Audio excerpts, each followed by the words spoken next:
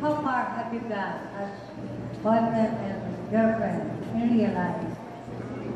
Are you, lalo na ikaw, Janine, are you going to, this time, are you going to give all of you, all of you, Translate ko ba? Naintindihan niya ba? 2 months pa lang naman po, so hindi pa naman po ganun katagal. Parating sila dyan. How far have you gone as boyfriend? How far? Yeah. Will we go? Have you gone? I mean, Paris, London, Because I've been a kapamilya for more than 20 years.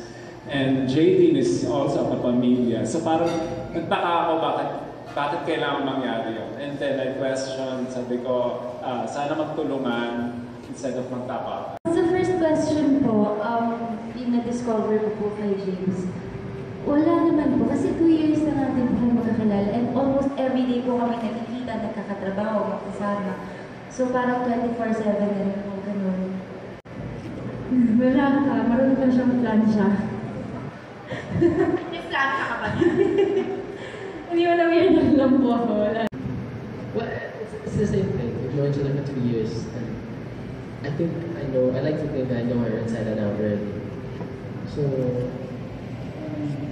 it's not really more on